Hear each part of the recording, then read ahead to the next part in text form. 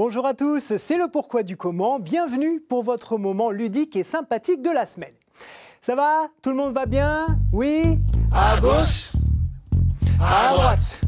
Ok, tout le monde est en forme, ça fait plaisir. Tiens, cette musique-là qu'on vient d'entendre, ça me fait penser que le corps a deux côtés, la droite et la gauche, et qu'ils ont une histoire religieuse bien plus ancienne que leur histoire politique. Tiens, ça vous va ça comme programme pour aujourd'hui? Alors c'est parti, on y va. Dans la Bible, les références à la droite sont légion et elles sont toutes associées à la puissance de Dieu et au bien.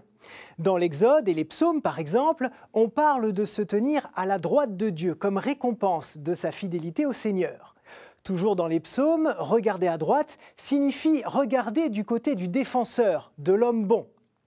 Et dans le livre de l'Apocalypse, on retrouve également cette idée lorsque Saint Jean écrit qu'au moment du jugement dernier, les élus iront se placer à la droite de l'Éternel, donc au paradis, alors que les damnés iront à gauche en direction de l'enfer.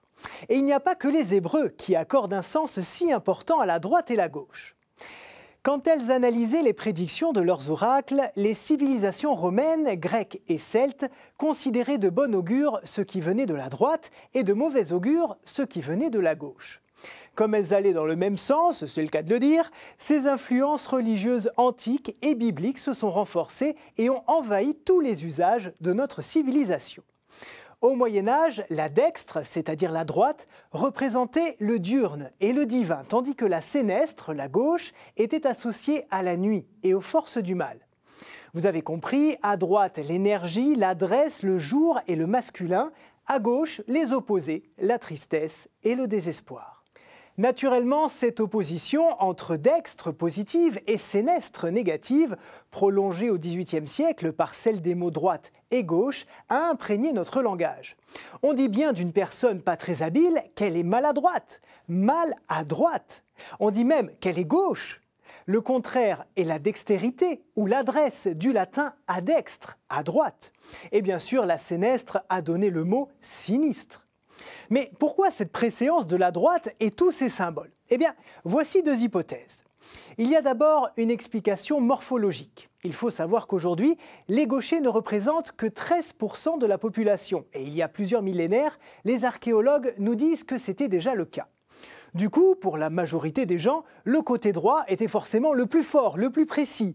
Et parce que les hommes sont plus puissants que les femmes, physiquement, j'entends, les sociétés anciennes ont associé la droite à l'énergie, au mouvement, et la gauche au féminin, au repos et à la nuit. Deuxième explication. Là où nous vivons, le soleil se lève à l'est. Et si vous vous postez face à lui, vous remarquez qu'il va de gauche à droite. Ça, c'est pour l'hémisphère nord. Il est donc logique que les anciens aient associé l'avenir et l'énergie positive à la droite et le passé, l'immobilisme, à la gauche. Bon, tout ça ne veut pas dire que privilégier le côté droit est naturel, mais vous voyez en tout cas que ça s'explique. Mais du coup, je conclurai quand même par deux bémols. La science moderne semble confirmer la différence entre gauche et droite, parce que les parties du cerveau qui les commandent n'ont pas exactement les mêmes fonctions. Mais ces fonctions ne sont pas plus importantes les unes que les autres. Et puis, rappelons-nous ce que dit Moïse au sujet de la loi et de Dieu. Il ne faut pas s'en écarter ni à droite ni à gauche, c'est ce qu'il dit. Ce qui signifie qu'il ne faut pas s'en éloigner d'un pouce. L'important n'est donc pas d'être à droite ou à gauche, mais tout proche de Dieu. Voilà, merci beaucoup de nous avoir suivis. Je vous donne rendez-vous la semaine prochaine pour de nouvelles aventures. À bientôt.